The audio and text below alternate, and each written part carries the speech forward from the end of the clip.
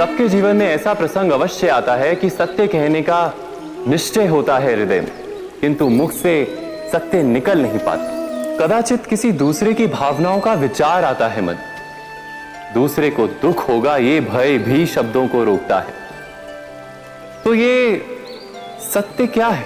जब भय रहते हुए भी कोई तथ्य बोलता है तो वो सत्य कहलाता है। वास्तव में सत्य कुछ और नहीं, केवल निर्भयता का दूसरा नाम है। और निर्भय होने का कोई समय नहीं होता, क्योंकि निर्भयता आत्मा का स्वभाव है। क्या प्रत्येक क्षण सत्य बोलने का क्षण नहीं होता? स्वयं विचार कीजिए। नमस्कार। आज हम कक्षा 9 के हिंदी विषय का जो 9वां प्रकरण है गद्य, जिसका नाम है निर्भय बनो और लेखक का नाम है फणीश्वरनाथ रेणु और साहित्य प्रकार है उपन्यास अंश। निर्भय बनो उपन्यास अंश के अंतर्गत निर्भयता के गुण का महत्व बताया गया है। निर्भयता बहुत बड़ा गुण है, बचपन से ही इस गुण का विकास होना चाहिए। लेखक के उपन्यास कितने चौराहे से लिए गए इस अंश के सभी पात्र नवयुवक या किशोर अवस्था के हैं और उनमें निर्भयता दिखाई देती है। इस अंश में जो डरते हैं उन्हें निडर बनाने का प्रयत्न किया गया है। इस उपन्यास अंश में लेखक हमें विद्यार्थी जीवन से ही निर्भयता का गुण प्राप्त करने की सीख देते हैं। तो आज हम निर्भय बनो उपन्यास अंश का विस्तृत अभ्यास करेंगे। तो अब हम निर्भय बनो उपन्यास अंश का विस्तृत अभ्यास करेंगे, जो इस प्रकार है। प्रियोदा, जिसका पूरा नाम है प्रियव्रत राय, जो मैट्रिक में पढ़ता है। स्कूल के सभी लड़के और मास्टर उसको प्यार करते हैं। स्कूल ही नहीं, उस छोटे से कस्बे में उसको प्राय सभी जानते हैं। हर रविवार की सुबह बगल में झोली लटकाकर सन्यासी आश्रम के लिए मुठिया वसूलने निकलता है, कभी अकेला कभी साथियों के साथ। स्कूल का कोई छात्र या शिक्षक बीमार पड़ा कि प्रियोदा अपनी टोली के साथ उसके घर पर हाजिर। जब तक रोगी भला चंगा न हो जाए, उसका दल सेवा में जुटा रहता है। रॉबी और कालू प्रियोदा के दल में है। उन लोगों ने मनमोहन को भी अपने साथ प्रियोदा के दल में शामिल कर लिया। हर शनिवार को परमान के उस पार बालूचर पर प्रियोदा के दल के सदस्य स्कूल की छुट्टी के बाद जमा होते हैं। खेलकूद, गाने बजाने के अलावा प्रियोदा दुनिया भर की खबरें सुनाता है।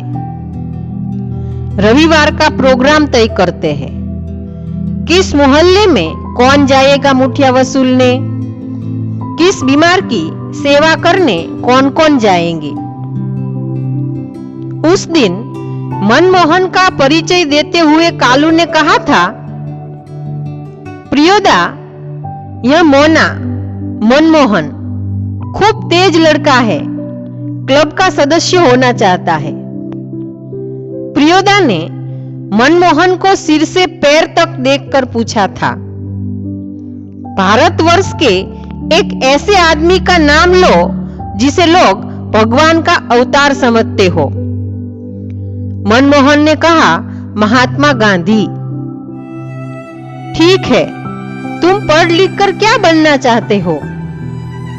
प्रियोदा का दूसरा सवाल। मनमोहन चुप रहा, फिर बोला, वकील।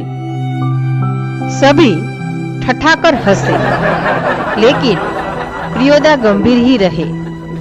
बोले, ठीक है, बीमार लोगों की सेवा करना जानते हो?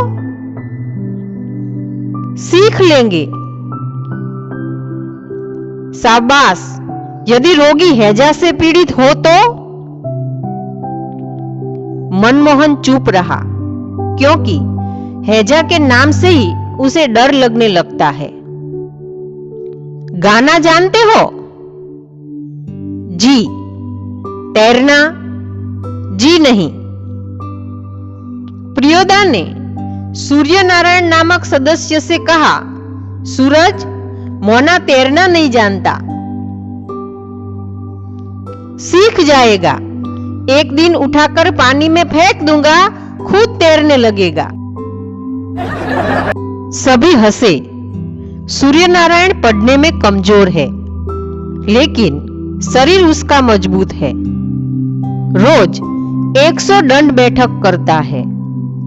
उसके साथ ही सूरज पहलवान कहते हैं उसको। दल के सदस्यों को तैरना सिखलाना उसी का काम है।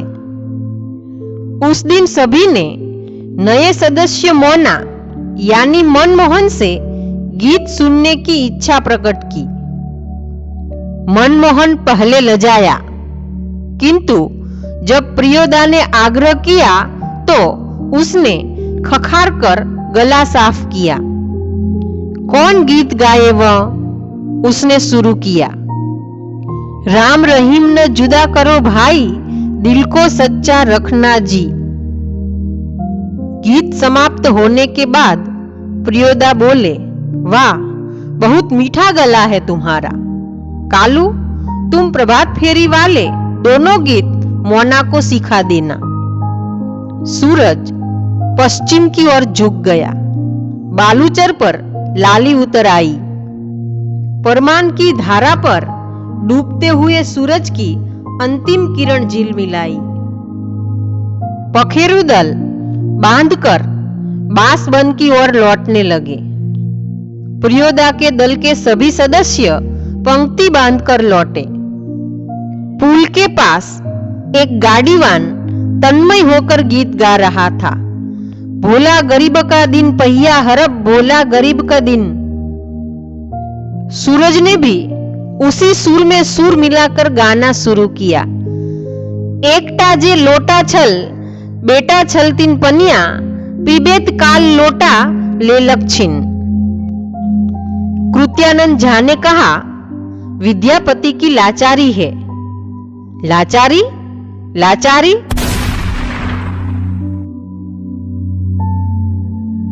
बालूचर के उस पार से किसी ने फायर किया।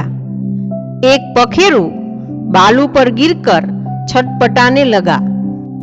उसका जोड़ा विकल होकर बहुत देर तक रोता रहा। मटमैले अंधकार में एक अर्दली नुमी आदमी दौड़ा हुआ आया और मरी हुई चिड़िया के डैने को पकड़कर चिल्लाया, मिल गया हुजूर। इब्राहिम बोला, सब डिप्टी साहब का अर्दली है, साला भारी खचड़ा है। प्रियोदा के मुंह से अचानक निकला, होल्ट। तब इब्राहिम को अपनी गलती का एहसास हुआ। दल का नियम है, कोई सदस्य किसी किस्म का अपशब्द या गाली मुंह से नहीं निकालेगा। इब्राहिम ने तुरंत सिर झुकाकर दल के नायक प्रियोदा और सदस्यों से माफी मांगी। बात यह है कि साले ने। सभी हंसे। प्रियोदा ने गंभीर होकर कहा, इब्राहिम, यह तुम्हारी 8वीं गलती है। 10 होते ही हम तुम्हारे साथ नहीं रहेंगे। इब्राहिम ने पूछा, लेकिन सरकारी अफसरों को गाली देने में क्या हर्ज है? तुम्हारा मुंह खराब होगा, उनका कुछ नहीं बिगड़ेगा। मगर वे जो गाली देते हैं, वे ही क्यों, बहुत लोग गालियां बकते हैं। नहीं प्रियोदा, आप इब्राहिम को नहीं समझा सकिएगा।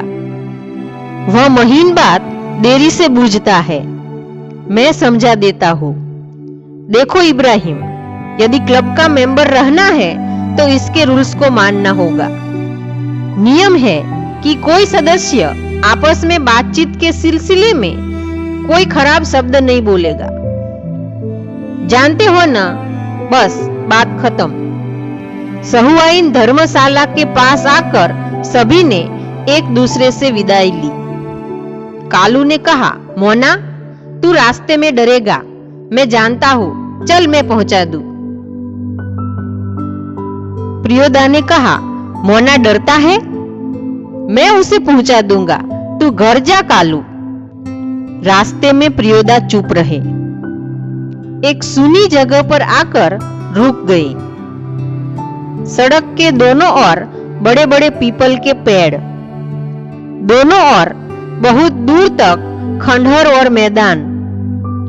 पास के एक उजड़े हुए मकान की ओर इशारा कर प्रियोदा ने कहा, जानते हो, इस घर में कभी मुर्दों की चीरफाड़ होती थी। पोस्टमार्टम हाउस था यह, इसीलिए लोगों को डर है कि आसपास के पेड़ों पर भूत पिशाच किलकिल करते रहते हैं। मैदान में प्रेतनियां नाचती है, संतालियों की तरह झुंड बनाकर। क्यों डरने लगा?